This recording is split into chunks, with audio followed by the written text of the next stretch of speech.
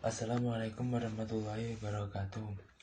Saya perwakilan dari kelompok 9 ingin mempresentasikan hasil kerja kelompok kami yang bertemakan perancangan proses sistem pengendalian manajemen yang disusun oleh 1. Muhammad Afif Pratama, 2. Tutik Sulistianingsih, 3. Nazla Lutfia Salma, 4. Merin Agustin.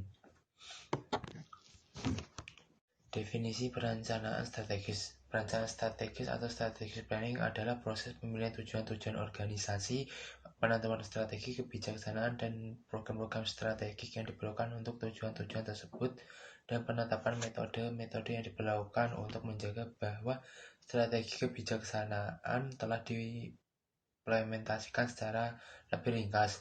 Perencanaan strategi merupakan proses perencanaan jangka panjang yang disusun dan digunakan untuk menentukan dan mencapai tujuan-tujuan organisasi. Perencanaan strategik tidak hanya merupakan kegiatan perencanaan suatu organisasi, tetapi perencanaan strategik lebih merupakan salah satu peranan manajemen yang paling kritis. Jenis perencanaan dalam sistem pengendalian manajemen. Ada 2 sistem perencanaan. Yang pertama, rencana strategik atau strategic plan. Rencana yang berlaku bagi organisasi secara keseluruhan menjadi sasaran umum organisasi tersebut dan berusaha menempatkan organisasi tersebut ke dalam lingkungannya. Yang kedua yaitu rencana operasional atau operational planning.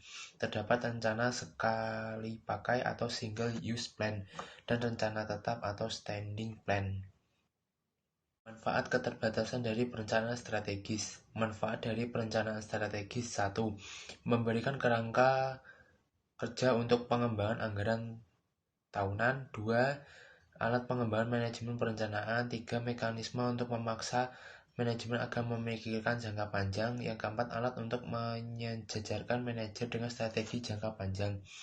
Keterbatasan dari perencanaan strategis. Yang pertama, selalu ada bahaya bahwa perencanaan berakhir menjadi pengisian formulir latihan birokrasi tanpa pemikiran strategis.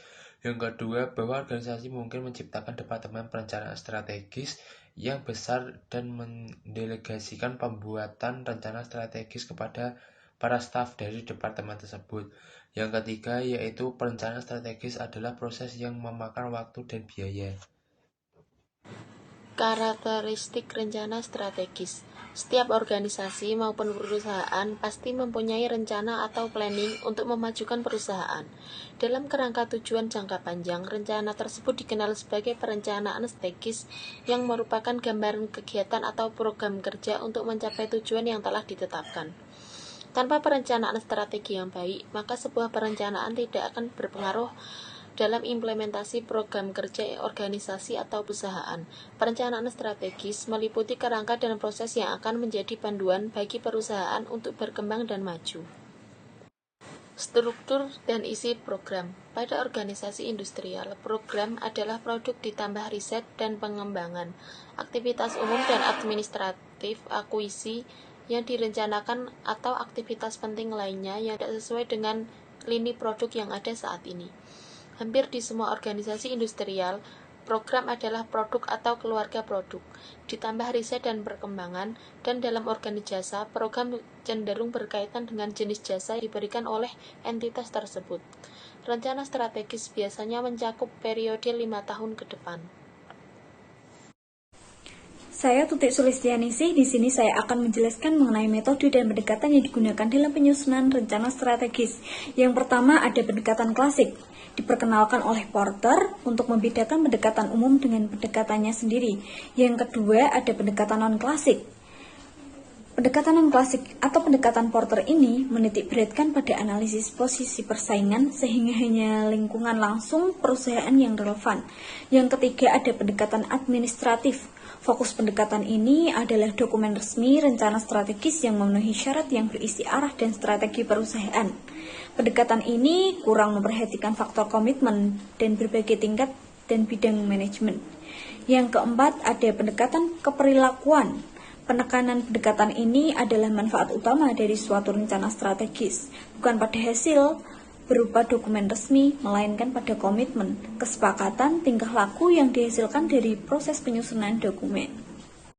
Saya, Tutik Sulistianingsih, akan menjelaskan mengenai hubungan organisasional yang dilakukan dalam perencanaan strategis. Perencanaan strategis sebagai perencanaan jangka panjang yang bersifat menyeluruh sudah tentu memegang peranan penting dalam suatu organisasi. Peranan strategis dinilai sangat berperan di dalam membangun sebuah sistem kerja yang mengarah kepada pencapaian tujuan organisasi. Perencanaan strategis juga meminimumkan kemungkinan kesalahan karena tujuan atau sasaran dan strategi dirumuskan dengan sangat cermat. Hal ini akan mengurangi kesalahan atau kemungkinan tidak dapat dikerjakan, terutama dalam suatu organisasi di mana ada periode waktu yang panjang antara suatu keputusan manajer dan hasilnya. Proses perencanaan strategis pengendalian manajemen. Ada dua, yaitu yang pertama adalah tahap dan kerangka penyusunan rencana strategis. Terdiri dari 4. Yang pertama, perumusan misi perusahaan. Kedua, analisis keunggulan, kelemahan, kesempatan, dan ancaman atau biasa kita sebut dengan SWOT.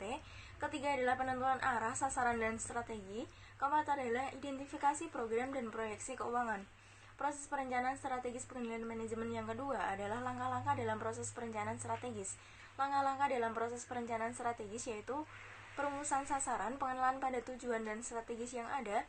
Proses perencanaan strategis adalah analisis lingkungan, analisis sumber daya, mengenali kesempatan dan ancaman strategis, serta menentukan sejauh mana perubahan strategis dibutuhkan. Pentingnya perencanaan yaitu yang pertama adalah membantu manajemen untuk menyesuaikan diri dengan perubahan-perubahan lingkungan. Yang kedua adalah membantu dalam kristalisasi penyesuaian pada masalah-masalah utama.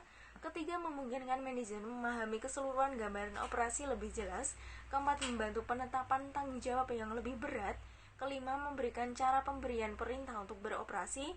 Keenam, memudahkan dalam melakukan koordinasi di antara berbagai bagian organisasi. Dan yang terakhir adalah membuat tujuan lebih khusus, terperinci, dan mudah dipahami. Sekian penyampaian materi dari kelompok kami. Apabila ada kesalahan, kami mohon maaf. Wassalamualaikum warahmatullahi wabarakatuh.